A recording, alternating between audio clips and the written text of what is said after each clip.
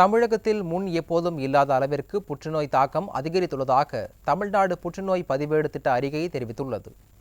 இந்தியாவில் ஆண்டுக்கு சுமார் 14 லட்சம் பேர் புற்றுநோயால் பாதிக்கப்பட்டு வருவதாகவும், இது 2040ஆம் ஆண்டில் 20 லட்சமாக அதிகரிக்கும் எனவும் எச்சரிக்கை விடுக்கப்பட்டுள்ளது.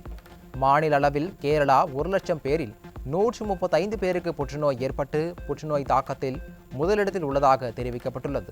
மேலும் தமிழகத்தை பொறுத்தவரை புற்றுநோயின் தாக்கம் 2019ஆம் ஆண்டில் 78,000ஆக இருந்த நிலையில் 2023ஆம் ஆண்டில் 83,000ஆக உயர்ந்துள்ளது என தமிழ்நாடு புற்றுநோய் பதிவேடு திட்ட அறிக்கையில் தெரிய வந்துள்ளது.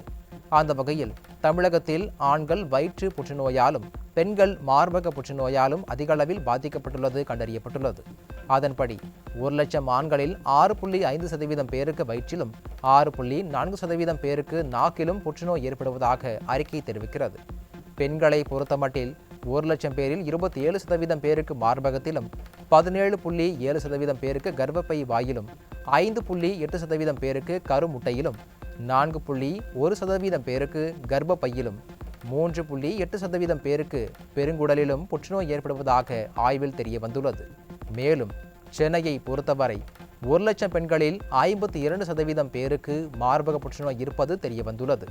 இதனிடையே 2001 வரை தமிழகத்தில் பெண்களை அதிகம் தாக்கிய புற்றுநோயாக கர்ப்பப்பை வாய் புற்றுநோய் இருந்து வந்த நிலையில் தற்போது மார்பக புற்றுநோய் பெண்களை அதிக அளவில் பாதிப்படைய செய்வது கண்டறியப்பட்டுள்ளது.